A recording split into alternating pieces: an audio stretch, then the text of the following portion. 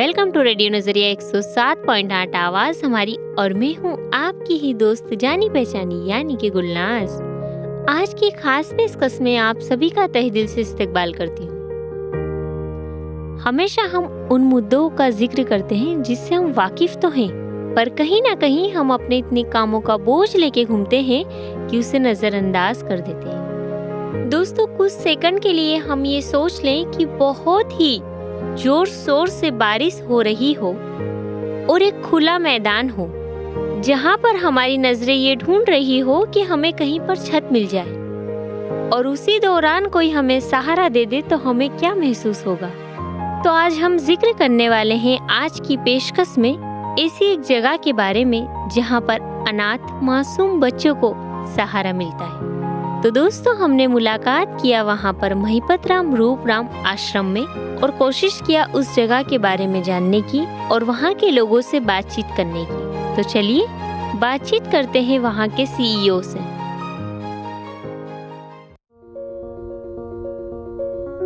અમારા શ્રોતાઓને તમારા વિશે જાણકારી આપો, તમારું પરિચય આપો। મારું નામ વલ્લભભાઈ વાઢેલ છે। હું મહિપતરામ રૂપરામ આશ્રમમાં એઝ અ સીઓ અને ટ્રસ્ટી તરીકે કામ કરું છું। અમારા શ્રોતાઓને એ જણાવો કે આજે આશ્રમમાં આપણે વાત કરી રહ્યા છે, આ આશ્રમ કેટલા વર્ષ પુરાનું છે અને એની થોડી હિસ્ટ્રી વિશે અમારા શ્રોતાઓને જાણકારી આપો। મહિપતરામ રૂપરામ આશ્રમ એ બેઝિકલી અનાથ બાળકો માટેનો આશ્રમ છે, જેમના કોઈ જ ન હોય એને અનાથ બાળક કહેવામાં આવે છે। 133 વર્ષ પહેલાં આ આશ્રમની સ્થાપના અમદાવાદમાં થઈ હતી, જેમાં કોઈ ધર્મ, જાતિ, સ્થળના ભેદભાવ વગર અનાથ બાળકો માટે 133 વર્ષથી ચાલતો આ અનાથ આશ્રમ છે। આ ઉપરાંત આ અનાથ આશ્રમ દ્વારા ગરીબ અને મધ્યમ વર્ગની દીકરીઓ માટે એજ્યુકેશનનું કામ કરવામાં આવે છે, જેમાં બાલમંદિરથી માંડી અને માસ્ટર ડિગ્રી સુધીનું એજ્યુકેશન માત્ર ને માત્ર દીકરીઓ માટે આપવામાં આવે છે। दोस्तों, हमने कई बार गौर किया होगा, सड़कों पर बेसहारा बच्चे घूमते रहते हैं। हमने कई बार न्यूज़ में पढ़ा है, देखा है, जाना है, सुना है कि मासूम बच्चों को फेंक दिया जाता है, कभी कचरे में, कभी नाली में, कभी पानी में। और आज के दौर में भी ये सिलसिला जारी है। ये बड़े ताज्जुब की बात है कि 100 साल से भी पहले इस आश्रम की सोच से शुरुआत की गई थी कि बेसहारा बच्चों को सहारा दिया जाए। और जिस दौर में महिला सशक्तिकरण के लिए कोई नहीं काम करता था, उस दौरान ही महिला सशक्तिकरण को लेकर आश्रम में वुमेन एम्पावरमेंट को लेकर नींव रख दी गई थी। तो चलिए जानते हैं महिपतराम रूपराम जी के बारे में, जिन्होंने इस आश्रम की शुरुआत करे थे। જેમ કે તમે કીધું કે આ દીકરીઓ માટે સ્પેશિયલ છે, જે બહુ મોટી વાત છે, પણ અમારા શ્રોતાઓને જણાવો કે આ આટલા વર્ષ પુરાનું છે, એની પીછેની ઓબ્જેક્ટિવ શું હતા એ ટાઈમે? એ ટાઈમે ઓબ્જેક્ટિવ એ હતા કે જે અનાથ બાળકો હતા એનું કોઈ હતું નહીં, કોઈ દેખરેખ રાખવાવાળું હતું નહીં। મહિપતરામ રૂપરામ પોતે એક મહાન એજ્યુકેશનિસ્ટ હતા। એમની એવી ઈચ્છા હતી કે અમદાવાદમાં આવો એક આશ્રમ થાય જેમાં અનાથ બાળકોનો ઉછેર થાય અને આવો ઉછેર દ્વારા એમનું સમાજમાં પુનઃસ્થાપના થાય।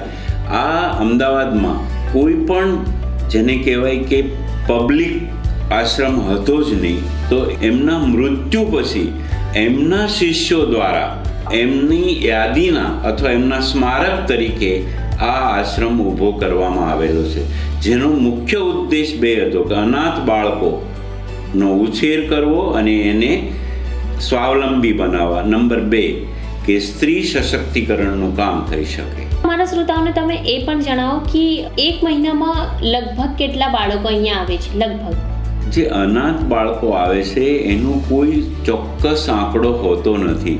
કોઈ વર્ષે વધારે આવી જાય, કોઈ વર્ષે ઓછા આવી જાય, કોઈ મહિને આવે જ નહીં, કોઈ મહિનામાં વધારે આવે। એને એવું છે કે એ આંકડો કોઈ ફિક્સ હોતો નથી।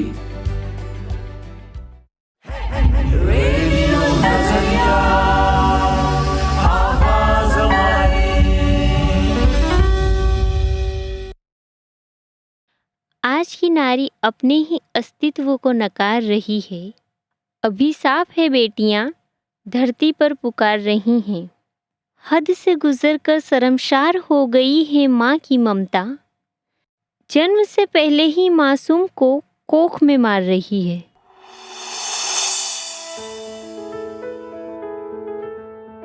आप सुन रहे हैं रेडियो नजरिया 107.8 आवाज हमारी, और मैं हूँ आपकी ही दोस्त जानी पहचानी यानी कि गुलनाज। आज हम बातचीत कर रहे हैं महिपतराम रूपराम आश्रम के बारे में, जो अहमदाबाद में मौजूद है, जो अनाथ बच्चों को सहारा देने वाला आश्रम है। दोस्तों, भारत में काफी सालों से भ्रूण हत्या के केसेस देखने को मिल रहे हैं। इस वजह से काफी सारे मासूम बच्चों की जानें गई हैं और काफी बच्चे अनाथ हुए हैं। महिपतराम रूपराम आश्रम ने एक छोटी सी कोशिश जारी रखी है इस चीज को रोकने के लिए। तो चलिए बातचीत करते हैं उस बारे में। અમારા શ્રોતાઓને એ પણ જણાવો કે અહીંયા ફક્ત ગુજરાતના અમદાવાદના જ બાળકો હોય છે કે ગમે ત્યાંથી અહીંયા બાળકો આવે છે? બેઝિકલી એવું છે કે આ આશ્રમ છે એ કોઈ સ્થળના ભેદભાવ વગરનો છે, ધર્મના ભેદભાવ વગરનો છે. એટલે માત્ર ગુજરાતના જ બાળકો આવે એવું નથી, અધર સ્ટેટના પણ અહીંયા બાળકો આવે છે. અહીંયા જે બેઝિકલી બાળકો કહેવાય તો એ ગવર્મેન્ટની ભાષામાં કેર ઇન્સ્ટિટ્યુશનમાં 0 થી 6 વર્ષ સુધીના હોય. જેમાં અહીંયા જે બાળકો આવે છે એનું નક્કી જ નથી કે એ 5 વર્ષનું પણ હોઈ શકે, 2 વર્ષનું પણ હોઈ શકે અને 2 દિવસનું પણ હોઈ શકે. 1 દિવસના બાળકો પણ, માત્ર 1 દિવસના બાળકો, તાજા જન્મેલા બાળકો પણ અહીંયા આવે છે. શ્રોતાઓને થોડી પ્રોસેસ વિશે જણાવો કે જે બાળકો મૂકવા માટે આવતા હોય, એમને કંઈ નામ અમને નહીં જાણવું, એની પ્રોસેસ શું હોય છે? એની પ્રોસેસ 2 હોય છે. એક બહાર પારણું છે, એ પારણામાં મૂકી જાય કે જે પોતાનું નામ ડિક્લેર કરવા ન માગતા હોય. બીજું, જેણે જન્મ આપ્યો છે એ માતા અને એ પિતા બંને આવીને એ બાળક આપી શકે છે, જેને સરેન્ડર કહેવાય છે.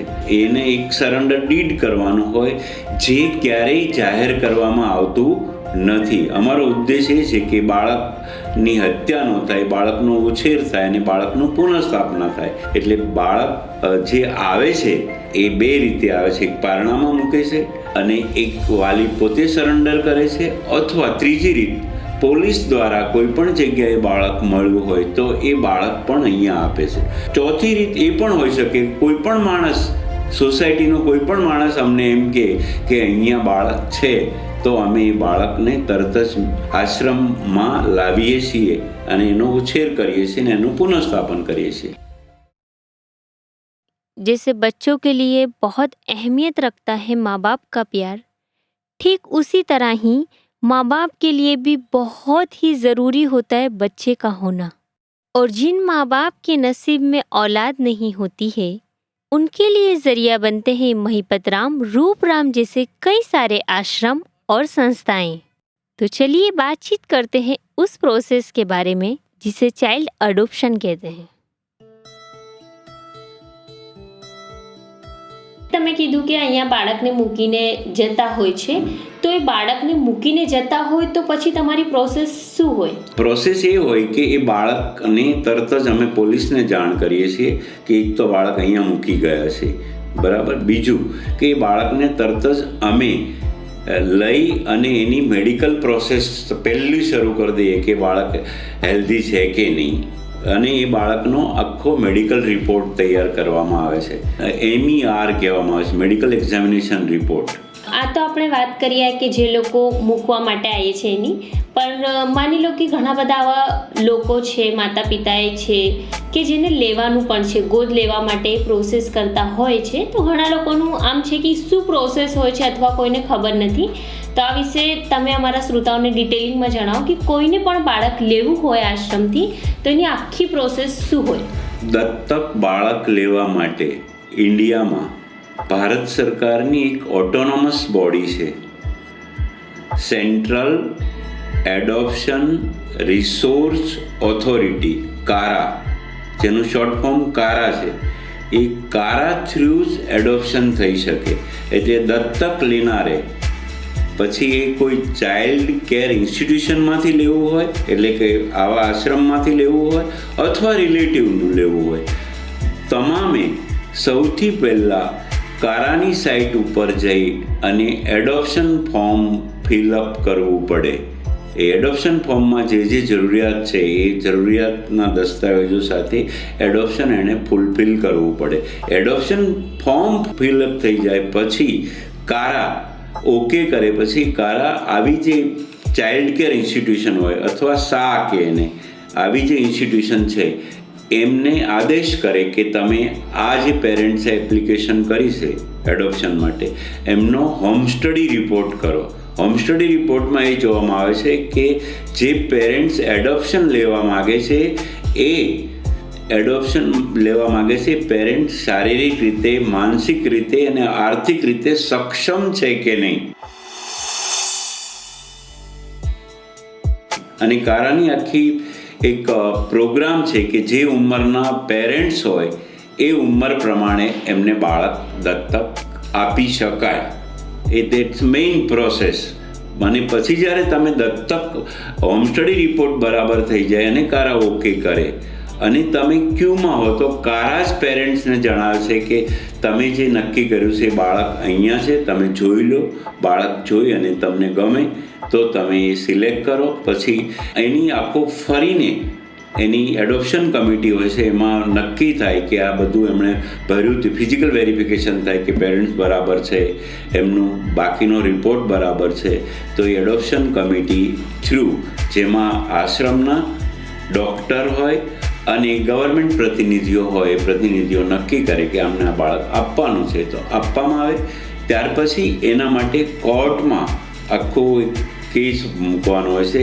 એ ગુજરાત સરકારના સોશિયલ વિભાગ થ્રુ કોર્ટમાં આપવામાં આવે છે અને કોર્ટ ફાઇનલ કરે કે આનો કોઈ હવે પક્ષકાર નથી અને આને આપી શકાય. તો કોર્ટના ઓર્ડરથી ફાઇનલી બાળક દત્તક તરીકે દત્તક લેનાર માતા પિતાને આપવામાં આવે છે.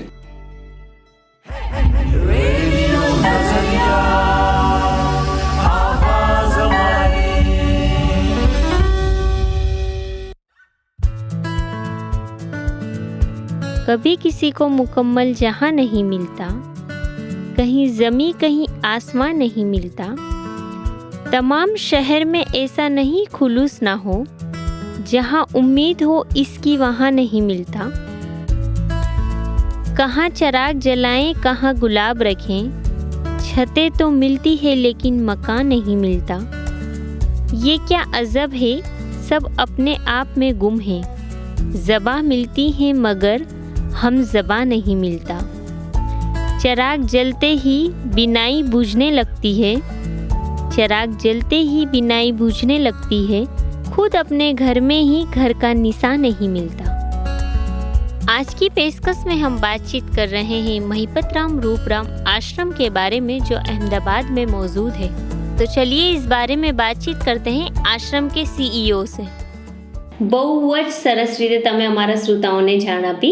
હું એ પણ પૂછવા માંગીશ કે કોઈને ગોદ લેવું હોય અથવા અહીંયા મૂકવું હોય તો તમારું કોઈ ટોલ ફ્રી નંબર હોય અથવા લેન્ડલાઇન નંબર હોય તો એ અમારા શ્રોતાઓ જોડે સાझा કરીએ. એ અમારો અહીંયાનો લેન્ડલાઇન નંબર છે 07925454007. ફરીને બોલું છું 07925454007.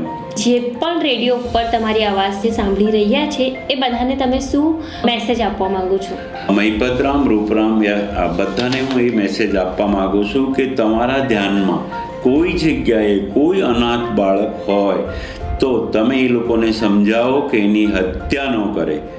અમે એ બાળકને સારી રીતે પુનઃસ્થાપિત કરીશું અને દરેકને સમજાવવાનું કે આ માહિતી કોઈ જગ્યાએ આપવામાં આવતી નથી, ખાનગી રહેશે. એટલે આવા બાળક કોઈ જગ્યાએ તમારા ધ્યાનમાં આવે, કોઈના પાસે હોય તો અમને જાણ કરે, અમે એ બાળકનું પુનઃસ્થાપન કરીશું, એ નિઃશુલ્ક કરીશું.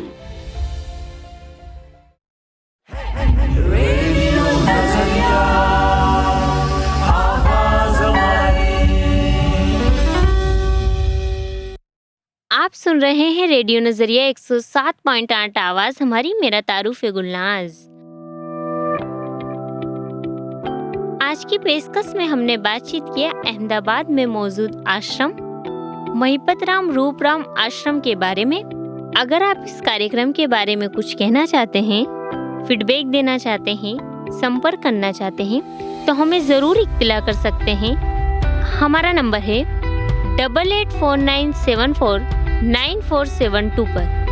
मैं रिपीट कर रही हूँ, हमारा नंबर 8849749472 पर जरूर इत्तला कर सकते हैं। और साथ ही में आप हमें सोशल मीडिया के द्वारा फॉलो कर सकते हैं। सिर्फ सर्च करना होगा रेडियो नजरिया 107.8 आवाज हमारी। और YouTube पर हमारा पॉडकास्ट सुनने के लिए आप हमें सब्सक्राइब कर सकते हैं रेडियो नजरिया 107.8 पर। तो अब आपसे मैं इजाजत चाहती हूँ, फिर मिलूंगी एक नई कहानी के साथ। सुनते रहिए रेडियो नजरिया 107.8 आवाज हमारी, मेरा तारुफ है गुलनाज। Bye bye.